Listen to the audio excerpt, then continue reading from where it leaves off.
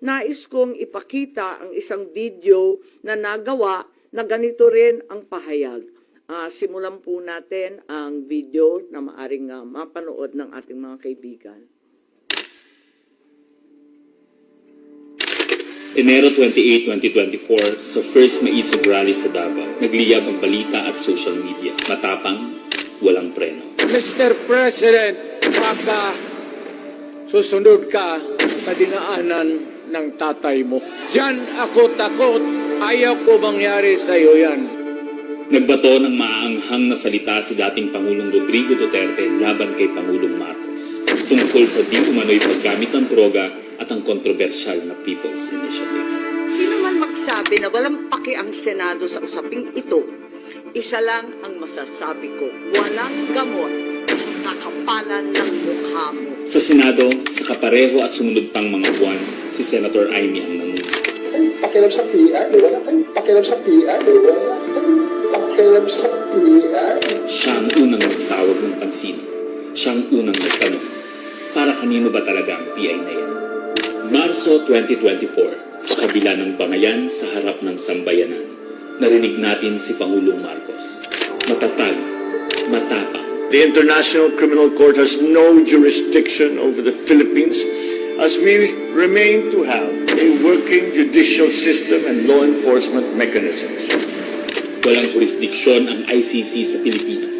Sa sabong, nagpagpag siya ng balahibo. Ang hindi natin alam, paghupa ng alikabok ay nagsimula ng ilatag ang plano para muling sumagi sa ICC. Kaya pagtungtong ng Mayo, tahimik ngunit mabilis ang galaw. Isinumite ng DOJ ang legal brief para sa posibleng pag-aresto kay FPRRD.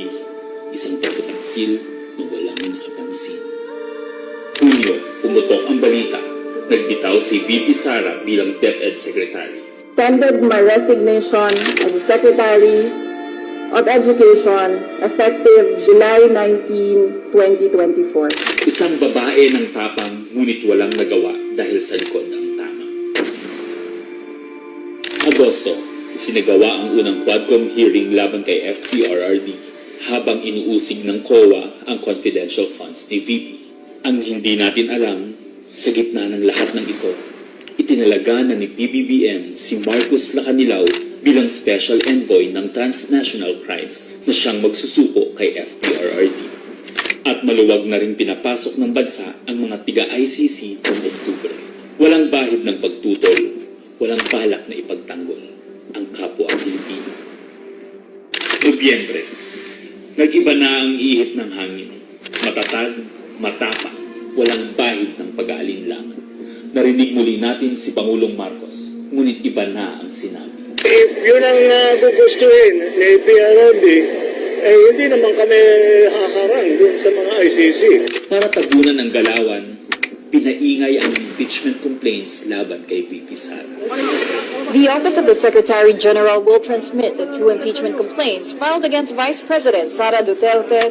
Kahit pa nagkaroon ng INC rally noong Disyembre, naidiin pa rin ang impeachment sa Kongreso. Planado na rin ang pagpirma ng questionableng 2025 budget kahit bat-bat ng anomalya. Enero 25, 2025, sinimulan na ang Oplan Tugis o Operation Pursuit, ang lihim na operasyon para hulihin si Duterte. Pagsampa ng Pebrero, nag-apply ng arrest warrant ang ICC prosecutor. Isang tahimik na pag-uusig habang tayo'y pinaiikot ng mga rally at press release. Marso, muling nilinlang ang bayan.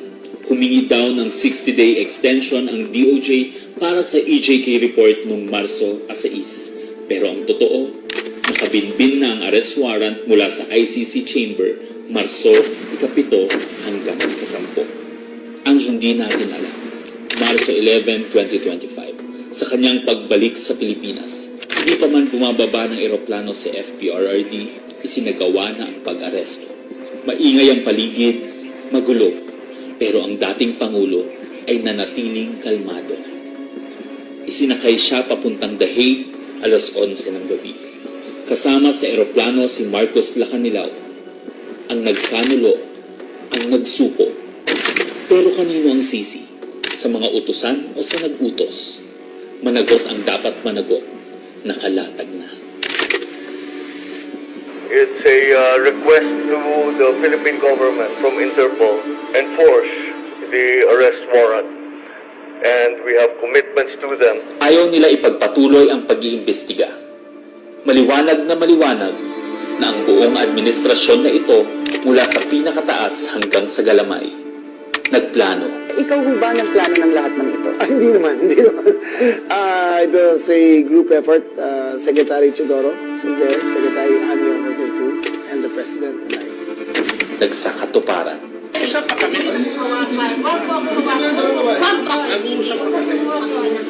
Kayo mga Nagkagulo. Tayong magawa. Wala tayong magawa dahil mismo ang gobyerno. Nagtakpanan. Mamili ka. Kapag warrantless arrest, edi may period. Kapag may warrant, walang period. I am being cautioned by the DOJ, ma'am, that it may be sub-judice already to discuss that because of the habeas corpus pending in the Supreme Court. Ngunit lumabas ang buong katotohanan. Ganito pala ang bagong Pilipinas. Hindi man lang natin alam. Tahimik ang pagtataksil. There was no red notice and what was issued was merely a diffusion. Tahimik ang pagwasak. Paliwanag mong maigi, representative ka ba ng Pilipinas or representative ng Interpol? Pipili ka lang. Represent ko po ang Interpol NCB Manila. So mali itong papel na to. Harapan ang pagtalikod.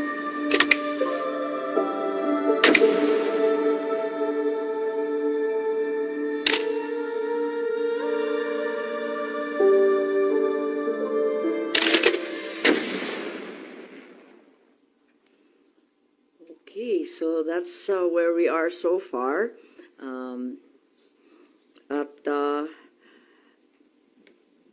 Mahirap hindian ang sinasabi sa bidyong yan na may isang malawakang plano na may kinalaman sa politika at sa 2028. Iminumungkahi namin na imbestigahan ng Office of the Ombudsman ang mga sumusunod. Una, si DOJ Secretary Remulla Boying maaring managot sa violation of RA 3019, Anti-Graft and Corrupt Practices for sanctioning an invalid administrative arrest against the former president in contravention of the ruling of the Supreme Court in the 2023 case of Immigration versus Juan Wenle. Maliwanag na napakadaming kondisyon, kwalifikasyon at requirement na isinaad ng ating Korte Suprema doon. Ikalawa, usurpation ng DOJ ng judicial functions. Kahit hindi sila korte, naghahatol sila na halos sila ang naging husgado. Ikatlo, grave misconduct and conduct prejudicial to the best interest of public service. Ikalawa, baka managot din si General Romel Francisco D. Marbil, ang Chief PNP, sa arbitrary detention, Article 124 ng Revised Penal Code. Violation of RA 3019, Anti-Graft and Corrupt Practices for inducing or persuading General Torre to perform an act in violation of laws, rules, and regulations or an offense in connection with the official duties of the latter. Grave misconduct and conduct prejudicial to the best interest of public service.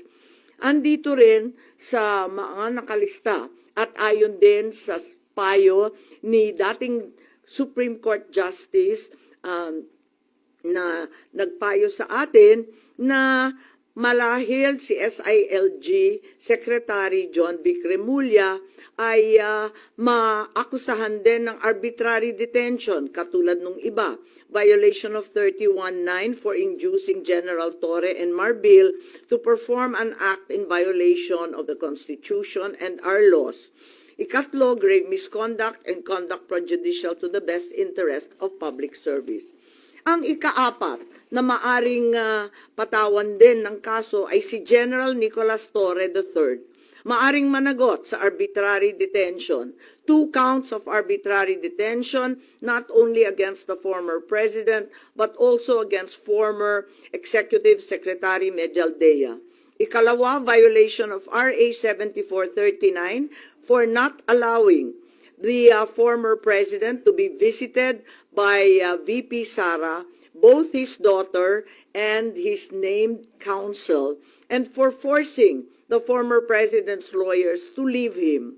Also, the violation of 3019 for allowing himself to be induced or persuaded by General Marbil or SILG Remulla to perform an act in violation of law, rules, and regulations in connection with his official functions.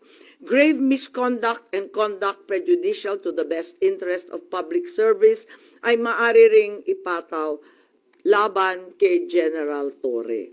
Ikalima, Ambassador Marcos V. Lacanilaw.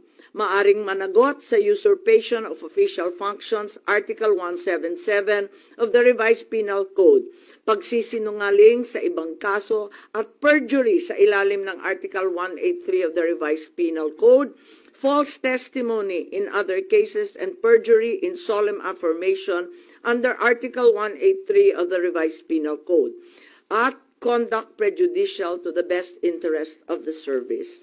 So ito ang further findings namin.